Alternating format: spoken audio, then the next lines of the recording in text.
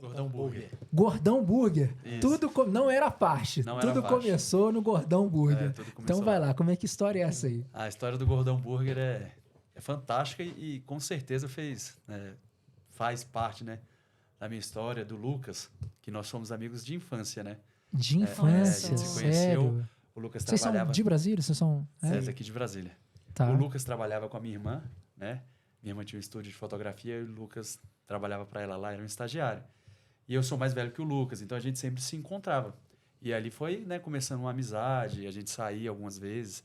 Eu sempre estava também fazendo alguns serviços ali para minha irmã, como freelancer, alguma coisa, em algum casamento, em algum aniversário. E eu sempre estava com o Lucas. E aí, nessa época, eu trabalhava na gráfica do Senado.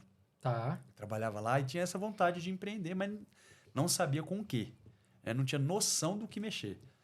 E aí me veio uma coisa na cabeça de montar uma hamburgueria, né? Existiam pouquíssimas hamburguerias artesanais. Eu acho que eu conhecia na época mesmo era talvez o Marvin, né? Marvin Marieta. Eu acho que né, o primeiro ali. Em Brasília era só eles, né? Só eu acho eles. que nem o pessoal do Geleia ainda. Não tinha, né? Ainda não tinha começado. Esse pessoal que começou antes, igual Os o Mitch food truck. também, o pessoal dos caminhões, eles também não mexiam com tanto artesanal nessa época, em 2013. Eu acredito que foi mais ou menos por aí que o Geleia começou a querer mexer. Tá. E aí, eu naquele negócio assim, putz, vou montar uma hamburgueria. E aí, o que a gente era acostumado a comer, né?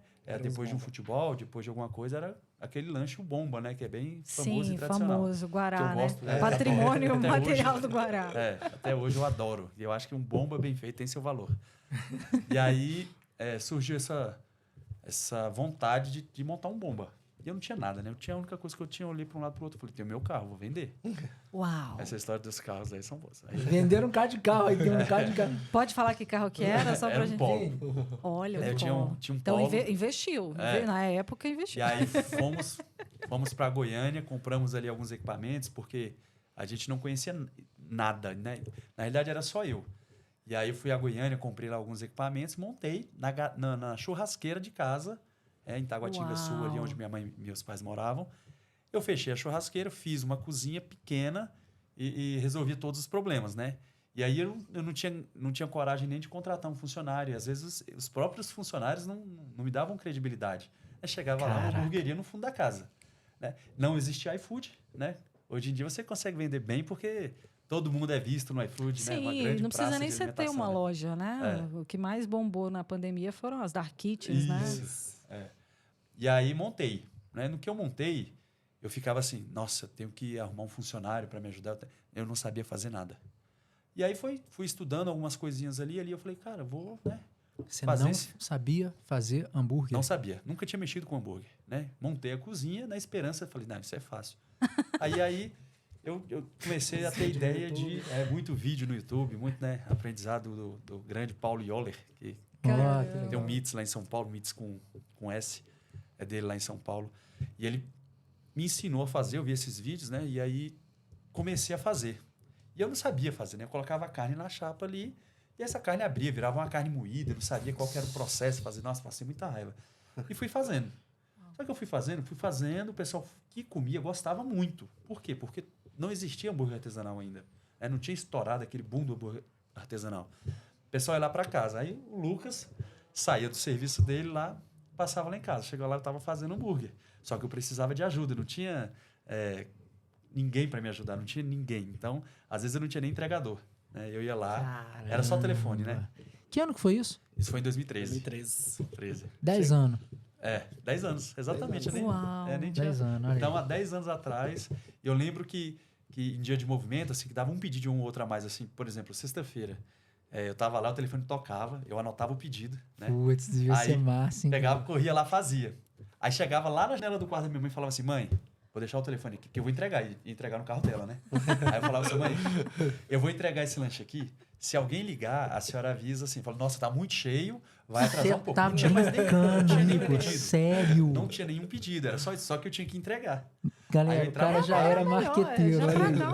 Que legal, cara. Eu ia. Só que aí a demanda começou a aumentar. E aí minha mãe, eu voltava de uma entrega, minha mãe falava assim, nossa, já tem 2, 3 4 entregas. E eu ali fazendo tinha tudo, que aquela fazer. correria. Tinha que fazer, eu chegava, tinha que fazer. Uau. E aí o Lucas morava na minha rua ali, né? Da rua dos meus pais ali. Ligava pro Lucas. E aí, Lucas, beleza?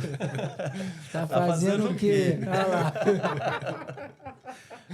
Quer ganhar um hambúrguer? Tô saindo do serviço. Ah, passa aqui pra gente conversar. Ué, Só pra conversar, sabe? Não, chega aqui em casa, aqui, vamos conversar e tal. Eu falo, não, beleza, tô passando aí. Putz. Aí agora ele vai contar as histórias dele aí. E aí? Aí você chegou lá na casa dele? Não, é engraçado que eu trabalhava na época na TV fazia a TV da OAB, pra TV Justiça. Aí eu saía de terno e gravata, né? Terno, gravata, sapato.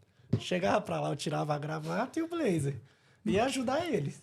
Aí chegava pra fazer as entregas dos pedidos, terno e gravata. Pô, oxi, Caramba, pô, a galera chega na carro, beca. de A carro. galera chega na beca. Que legal. lanche, eu Um falei, não. hambúrguer. Isso é um hambúrguer gourmet, né? Mas eu falava, ó, come aí que tá muito bom, é porque hoje teve um problema com o motoboy, ele furou o pneu, a gente sempre Cara, dava sempre tem um problema com o motoboy, Tadinho do cara. motoboy. Mas o importante era chegar quentinho e gostoso, né? E Legal. todo mundo elogiava muito. Eu acho que a gente cresceu mais assim, um sempre ajudando o outro. E até quando que deu pra ficar nesse local? Então, o que acontece? Os meses foram passando e aí, assim, era muito... Tinham poucos pedidos, sabe? Porque não existia plataforma de venda, né? Tinha Instagram. Pouco era o quê? Vender bem era 10. Nossa, 10 era excelente, né? Legal. Eu acho que final de semana, assim, quando bombava, vendia 6, 7, 8 ali, já Legal. tava muito bom. Só que como não tinha nenhuma plataforma de divulgação, não existia Instagram, não existiam as plataformas de delivery. Sim. Inclusive, eu recebi logo no início que o iFood, se eu não me engano, era pedido já. É. Antes de Pedido se tornar já, iFood. tá. A moça foi lá em casa conversar comigo. Só que eu não dei credibilidade, né? Eu falei assim, não, esse negócio não vai pra frente. Ninguém vai instalar isso no telefone. Caraca. E aí ela falou, não, vou fazer, porque lá em São Paulo já tá bombando e tal. Olha Vamos cadastrar só. aqui. Eu falei, vou fazer o seguinte, deixa eu ver, deixa o pessoal se cadastrar, se der certo, aí depois eu me cadastro. Então a gente ficou ali durante uns 4 meses, né, nesse negócio, tentando, e realmente foi muito difícil. Aí até que chegou um dia que eu falei assim, não dá mais. Vou fechar o Gordão Burger, depois eu reabro o Gordão Burger. Legal.